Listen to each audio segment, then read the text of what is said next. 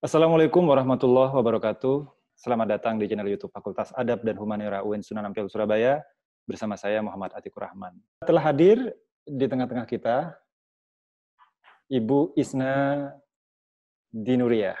Assalamualaikum. Waalaikumsalam, Pak Atik. Ini saya nggak memanggilnya enaknya Ibu, Mbak atau siapa itu biar lebih. Kalau Ibu sudah biasa, kalau Mbak saya merasa lebih muda gitu. Ya, saya panggil Mbak aja ya biar lebih jarak sosialnya lebih terpangkas kayak gitu ya. Oke, monggo. Pak hadirin sekalian, perlu diketahui bahwa beliau ini sedang menempuh studi atau pejuang PhD di Leeds University. Pada sesi ini, Mbak Isna akan membicarakan maskulinitas dalam film. Selama ini kalau kita bicara tentang film, eksploitasi dari film itu kan biasanya mengarah pada gender yang seberangnya atau yang feminin. Kira-kira ada tendensi apa beliau itu mengeksplor perihal maskulinitas dalam film? Bu Isna, monggo. Oke, terima kasih Mas Atik. Ini pertanyaan yang sangat menohok menurut saya karena sejujurnya memang sebelum saya melakukan research ini untuk PhD saya lebih banyak menyorot pada feminitas karena memang di Indonesia gender studies itu tidak berimbang. Jadi lebih ketika kita ngomong tentang gender studies pasti berpikirnya tentang perempuan. Karena itu kalau di UINSA kita kenal ada yang namanya Pusat Studi Gender dan Anak. Itu lebih banyak kajiannya itu tentang how to be a woman. Bagaimana perempuan peran perempuan di masyarakat, peran perempuan di keluarga, dan bagaimana laki-laki harus mensupport peran perempuan itu. Itu yang saya pahami sebelumnya sampai kemudian saya bahkan proposal saya awalnya juga tentang feminitas. Jadi feminitas dalam film action gitu ya. Tapi kemudian ketika saya sampai di tempat, kemudian ngobrol dengan supervisor saya, ngobrol panjang lebar, supervisor saya tetap memberikan saya kebebasan untuk membahas tentang feminitas dalam film action itu, tapi kemudian saya menemukan sebuah keasikan tersendiri ketika saya membahas tentang maskulinitas. Karena ternyata maskulinitas itu tidak bisa dilepaskan dari feminitas. Nah, terus sekarang kita bergeser pada itu, perihal maskulinitas yang sedang Mbak kaji hari ini. Seperti apa dan objeknya apa yang sampai kaji itu? Nah, ya, oke. Awalnya saya berpikir bahwa maskulinitas itu ada sebelum feminitas, tapi ternyata maskulinitas itu ada sebagai adaptasi terhadap feminitas. Kebetulan begini, yang kita tahu maskulinitas yang ada dalam film sejauh ini kita karena kita sudah terbiasa dengan patriarki ya, maka film-film action itu akan menjadi sangat maskulin khusus untuk hero-nya. Jadi siapa sih pahlawannya gitu ya, misalnya Superman, maka yang menjadi hero adalah Superman.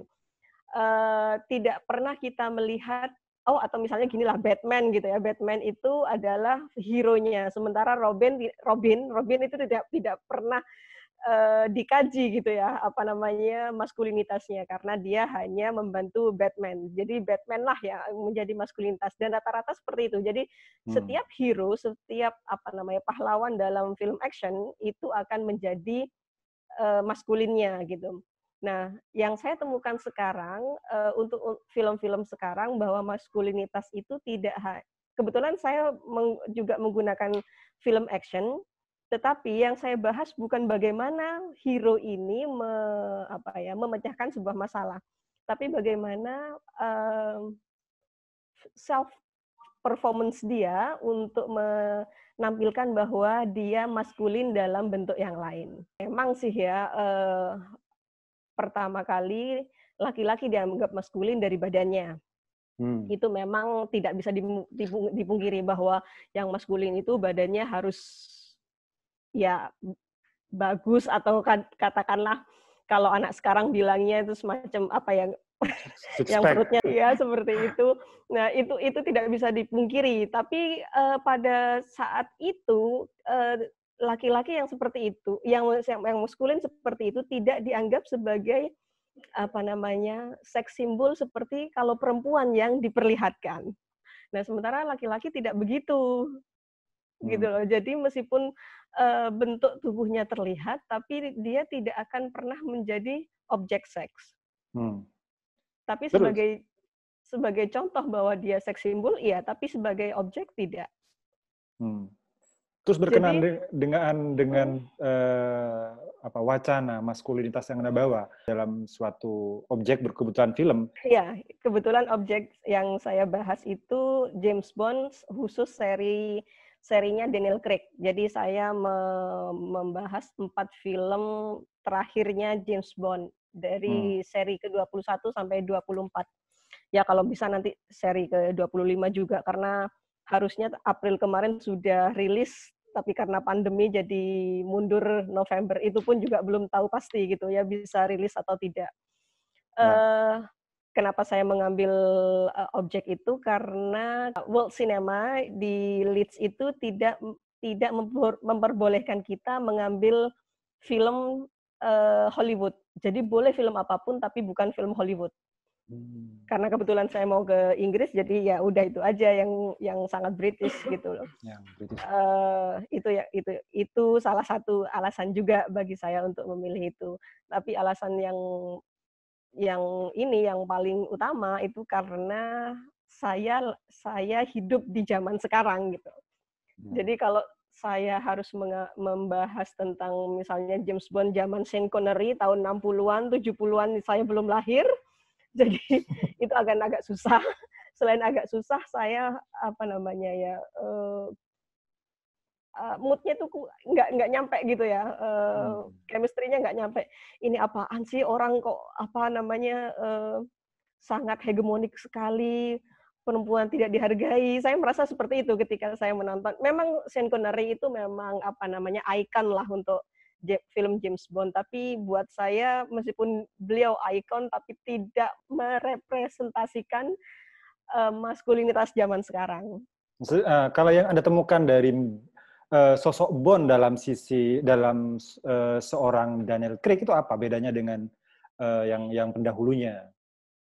Nah, saya melihat dia lebih mampu beradaptasi terhadap feminisme yang ada di sekitarnya. Jadi dia menunjukkan maskulinitas tanpa harus menjatuhkan sisi feminisme perempuan.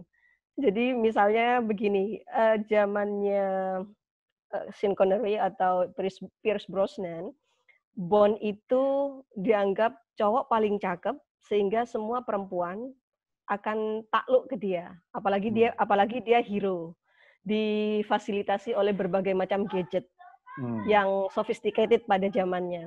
Ya, benar. Sementara di zamannya Daniel Craig itu tidak terjadi yang seperti itu. Jadi hubungan antara Bond dengan si perempuan itu tidak berdasarkan bahwa I am good enough, I am good looking man, and then I want you, so you have to be mine. Tidak seperti itu. Jadi ada memang hubungan mereka itu berdasarkan perasaan gitu. Karena itu ketika di film keduanya Daniel Craig itu bertemu dengan perempuan yang lain dan tidak terjadi hubungan apapun sepanjang film itu, sepanjang film sama sekali kita tidak menemukan scene yang menceritakan hubungan laki-laki dan perempuan, itu maskulinitasnya bisa dipahami bahwa ternyata laki-laki sekarang itu tidak hanya melihat perempuan sebagai objek, tapi dia juga dimanusiakan. Kalau memang tidak ada rasa, ya udah, jangan dimanfaatkan gitu loh. Anda mengatakan bahwa James Bond pada masa Sean Connery atau Pierce Brosnan itu lebih merepresentasikan dia dikepung oleh aneka device gitu atau alat-alat yang futuristik pada zamannya. Sedangkan pada masa siapa? Daniel Craig ini justru menampilkan sisi kemanusiaan. Bukankah sebenarnya itu adalah kecenderungan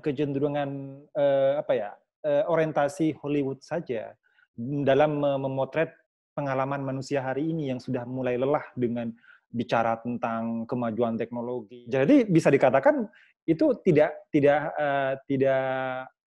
melulu persoalan maskulinitas. Untuk sebelum pertanyaan ke depan, saya setuju. Tapi ketika kemudian pertanyaannya bahwa itu tidak hanya sekedar maskulinitas pun harus disupport, Mas.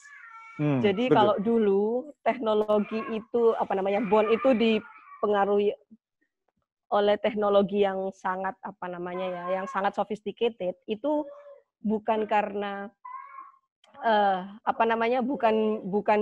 bukan berarti bahwa dia kehilangan kemanusiaannya, tapi memang untuk mensupport bahwa you are really man itu dibutuhkan teknologi.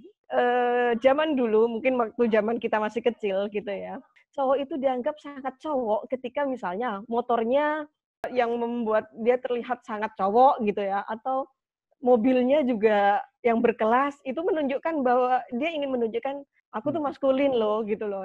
Cowok yang mungkin bisa mengutak-ngatik smartphone, atau cowok yang sangat paham tentang komputer misalnya, dia akan merasa sangat maskulin gitu dibandingkan dengan cowok yang nggak bisa, user misalnya. Bagi cowok,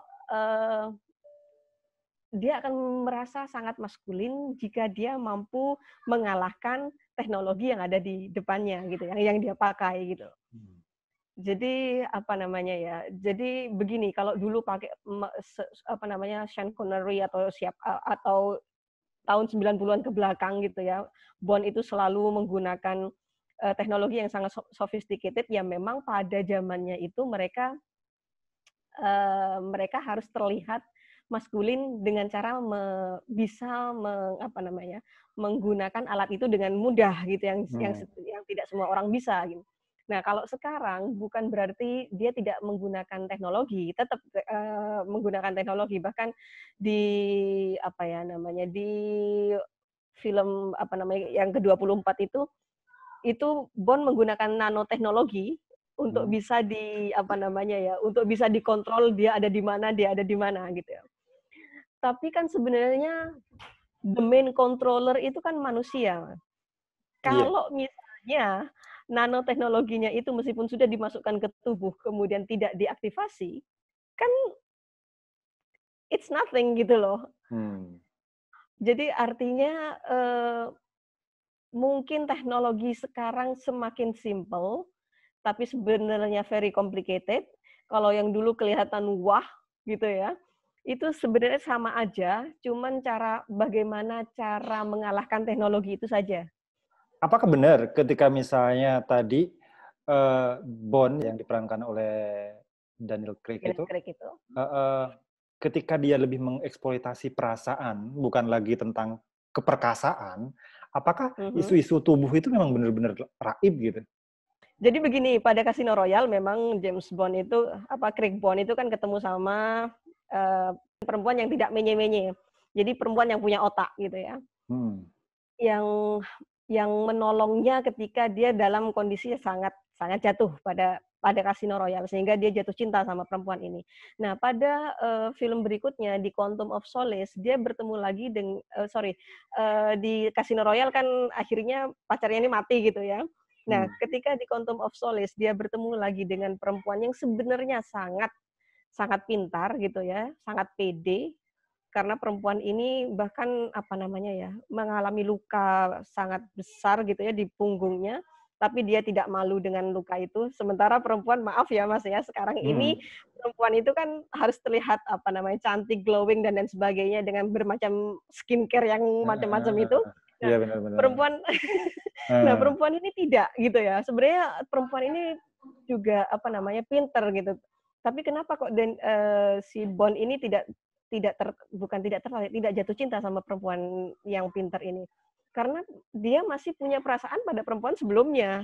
Artinya patriarki yang selama ini dipercaya maaf di Indonesia, Mhm. biasanya laki-laki ketika ditinggal istrinya, maksudnya ditinggal meninggal oleh istrinya gitu ya, tidak lama kemudian mereka menikah lagi dengan sangat Mhm. mudahnya. Mhm. Yang katanya, yang kemudian dipahami oleh kami-kami ini bahwa laki-laki itu sebenarnya tidak terlalu punya perasaan, gitu ya. Perasaannya sebentar aja gitu ya, yang sebenarnya mereka lebih banyak pada berpikir tentang seksual gitu. Hmm. Tapi pada film ini itu dipatahkan gitu loh, bahwa laki-laki ini sebenarnya tidak begitu gitu, laki-laki milenial itu tidak begitu. Dia tetap punya perasaan yang dia jaga untuk mantannya yang sudah meninggal itu, dan tidak langsung ke orang lain yang sebenarnya tidak kalah apa namanya ya, tidak kalah dalam tanda kutip, tidak kalah hebatnya dari perempuan sebelumnya gitu. Mhm. Nah, Iya. apakah dengan demikian itu, citra maskulin melalui keperkasaan itu runtuh? Mmm, sebenarnya maskulinitas itu sangat, apa ya, cultural ya, jadi sesuai Hmm. dengan budaya. Karena definisi maskulin pun kan what man should do. Nah, what man should do itu kan masing-masing tempat tidak sama ya, Mas, ya. Artinya di Pasti. Indonesia beda, di Eropa beda, di Amerika beda, dan lain sebagainya. Akan ada masa di mana, apa namanya, keperkasaan itu mempunyai definisi yang berbeda. Jadi, keperkasaan itu bukan bagaimana kita mengalahkan musuh, kadang-kadang begitu. Tapi Mhm. bagaimana, eee, kit laki-laki itu bisa apa namanya ya, mengalahkan ego diri. Oh, ini kan jadi manusia sekali ya. Hmm. Mengalahkan ego dirinya, karena laki-laki biasanya egonya lebih ini ya, lebih kuat gitu ya. Itu Dominan. juga dominan. Nah, itu terima kasih untuk mengingatkan saya pada dominan itu, karena selama ini laki-laki itu menjadi sangat patriarki karena dia selalu dominan di dalam kehidupan. Hmm. Nah, sekarang ini terjadi kondisi di mana laki-laki tidak lagi selalu dominan, karena ya itu tadi ada kajian gender bahwa ada bagian-bagian di mana laki-laki tidak mampu memahami kondisi gitu ya. Artinya hanya perempuan yang bukan hanya perempuan, tapi perempuan yang mampu mengeksekusi itu gitu. Hmm. Karena begini, sebenarnya makanya saya bilang bahwa sebenarnya maskulinitas itu sangat gampang diaplikasikan daripada feminisme. Feminitas Hmm. itu lebih jauh susah gitu ya. Karena ada bagian-bagian di mana perempuan itu harus meng, mengkotakkan diri gitu ya, agar agar dia bisa terbebas. Sementara laki-laki tidak perlu seperti itu. Tidak perlu mengkotakkan diri, tidak perlu melimitkan diri, dia sudah bisa melakukan maskulinitasnya. Sebenarnya motif, kalau boleh saya tahu, tentang munculnya studi maskulinitas ini, apakah sebagai upaya balas dendam? Nah, Maksud itu yang saya, saya bilang. maksud saya adalah upaya balas dendam dari kaum feminin. Karena dulu gini kan, ketika perempuan dibuatkan semacam kajian feminisme, itu justru menjadikan perempuan sebagai objek. Apakah ketika kajian maskulinitas itu muncul, apakah justru ini upaya balas dendam kaum perempuan untuk menjadikan laki-laki sebagai objek? Tidak, eh, seperti yang saya bilang tadi, kajian maskulinitas itu sebenarnya memang hadir setelah feminisme kan ya, setelah pergerakan feminisme. Tapi sebenarnya maskulinitas itu hadir sebagai adaptasi saja gitu ya, Hmm. adaptasi terhadap feminisme. Jadi kalau misalnya pada feminisme gelombang kedua itu sangat radikal, misalnya begitu ya, Hmm. feminismenya sangat radikal. Marxis feminisme juga ada pada saat gelombang kedua. Itu laki-laki cuma ngikutin aja, lu maunya kemana sih? Oke, gue ikutin gitu kan. Dia Hmm. dia sebenarnya pengen ngomong seperti itu gitu.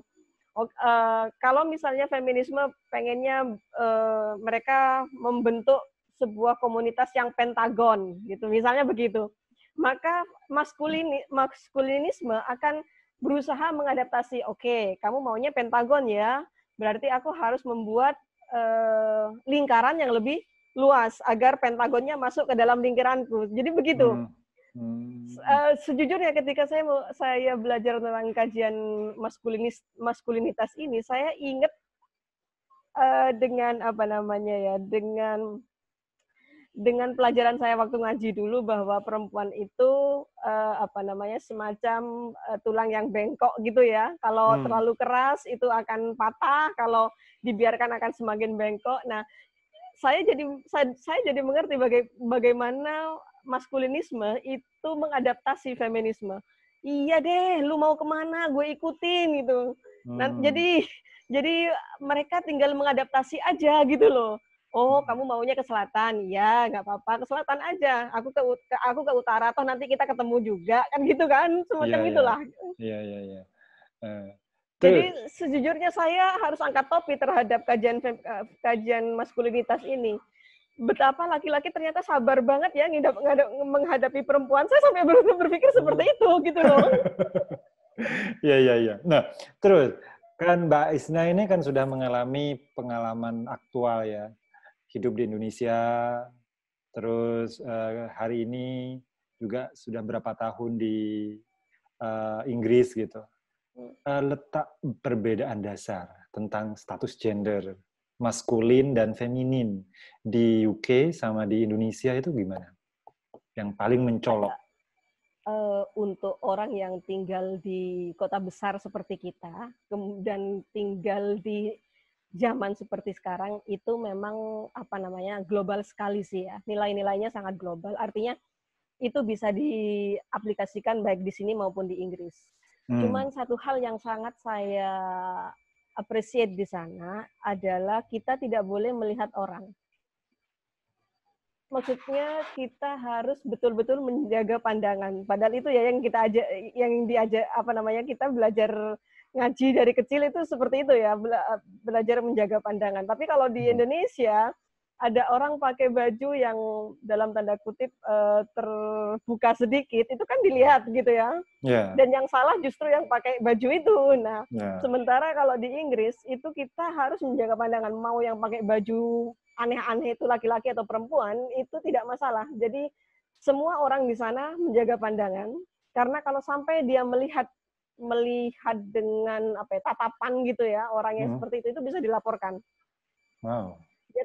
Dia sudah melakukan pelecehan gitu ya. Sementara kadang-kadang kita juga tidak bisa apa ya karena mungkin budaya ya. Jadi saya awal-awal itu kaget juga terutama jika di musim panas. Jadi musim panas itu biasanya kan jangankan mahasiswa ya, dosennya aja juga pakai celana pendek, pakai apa namanya? Pakai sandal gitu ya. Karena memang bagi mereka itu panas sekali. Bagi saya tidak, saya tetap pakai apa sepatu dengan apa kaos kaki tertutup gitu ya. Jadi laki-laki biasanya kalau musim panas di sana itu ya pakai apa namanya celana pendek dan kaos apa namanya kaos yang apa ya kalau kita bilangnya polo shirt gitu ya yang nggak tampak kerah gitu ya. Jadi yang ya pokoknya santai banget lah, tipis gitu ya, kaos tipis gitu ya. Ya seperti itu kalau ke kampus. Yang perempuan, nah itu lebih apa namanya, lebih ekspresif lagi gitu ya, pakainya sampai yang belakangnya bolong gitu ya, tanpa ini. Dan itu sudah terbiasa di perpus. Jadi saya bisa melihat banyak perempuan dengan backless gitu ya, di banyak tempat. Nah itu saya awal-awal memang harus berusaha ini tidak menahan pandangan gitu. Bukan pada laki-lakinya justru pada perempuannya. Kalau di Indonesia itu akan jadi ribah yang yang sangat mengasihkan gitu kan. Itu ya nggak mikir ya karena dan lain sebagainya. Nah bahkan sampai ada teman saya ya dari Indonesia, kebetulan beliau itu sangat alim sekali, dia bilang gini, saya kok nggak suka ya Mbak Isna kalau pas lagi musim panas karena saya akan banyak dosa. Sementara saya sebagai orang Indonesia, saya sangat suka musim panas karena aduh dingin banget kan. Jadi kalau ketika musim panas saya senang. Selain waktunya semakin panjang, jadi kita bisa kerja macam-macam gitu ya. Maghribnya kan kalau pas musim panas itu sekitar jam 9 atau jam 9.30. Itu maghribnya. Subuhnya itu sekitar 3:30 gitu. Jadi jam 4 itu matahari sudah tinggi. Jadi saya merasa bisa melakukan banyak hal ketika musim panas. Tapi teman saya yang cowok ini, yang dari Indonesia, dia bilang, saya nggak suka musim panas itu. Dosa saya tambah banyak. Gitu. Karena melihat yang begitu-begitu. Gitu. Okay. Oke, mungkin closing statement ya. Mbak Isna kan sekarang sedang mendalami kajian maskulinitas di Leeds University. Nah, kemudian ketika sekarang Mbak Isna melihat gender studies yang di Indonesia, itu gimana? Seperti yang saya bilang tadi, di Indonesia itu kajian gender berat sebelah. Lebih sering membahas tentang perempuan, peran perempuan, bahkan laki-laki harus dalam tanda kutip mensupport peran perempuan itu. Kadang-kadang saya merasa ada ketidakseimbangan gitu ya. Artinya begini, yang simple aja. Kadang-kadang saya merasa bahwa laki-laki itu menjadi tidak dominan di Indonesia. Dia menjadi dominan hanya pada wilayah-wilayah di mana perempuan tidak bisa menyanggah. Tapi pada wilayah-wilayah di mana perempuan bisa menyanggah, itu dia menjadi tidak bisa menjadi dirinya sendiri. Artinya beginilah, saya masih ingat ketika saya bilang pada mahasiswa saya, ingat ya, jika terjadi KDRT, maka perempuan boleh melapor ke polisi. Saya bilang begitu. Terus mahasiswa saya tanya begini, loh Bu, itu selama ini KDRT kan perempuan saja Bu yang mengalami. Bagaimana kalau jika laki-laki yang mengalami? Saya baru sadar bahwa bisa jadi yang melakukan KDRT itu adalah perempuan gitu kan. Sementara ketika itu terjadi pada laki-laki, artinya yang melakukan KDRT adalah perempuan, laki-laki tidak bisa, bukan tidak bisa ya, dia terhalang oleh budaya di mana kalau sampai dia melaporkan, itu akan ada efek yang memalukan buat dia. Ini kok laki-laki kalah sama perempuan, itu yang pertama. Kemudian yang kedua, betul. dia akan bilang orang lain akan bilang, kamu itu loh, bagaimana kok sebagai laki-laki kok tidak bisa karena kalau di Indonesia itu menjadi kepala keluarga, ya tidak bisa menjadi kepala keluarga, tidak bisa ngajari istrinya dan lain sebagainya. Jadi itu, saya merasa dalam tanda kutip kasihan gitu ya. Ini orang kok sampai laki-laki kok sampai begitu. Jadi saya dalam kondisi yang dimana perempuan bisa menyanggah, laki-laki menjadi ya seperti itu yang saya bilang begitu. Menyanggahnya bukan berarti menyanggah dalam tanda positif ya, menyanggahnya dalam tanda negatif, maksud saya begitu. Demikian diskusi untuk pada sesi ini. Kita akan bertemu pada sesi-sesi berikutnya. Saya akhiri. Wassalamualaikum warahmatullahi wabarakatuh.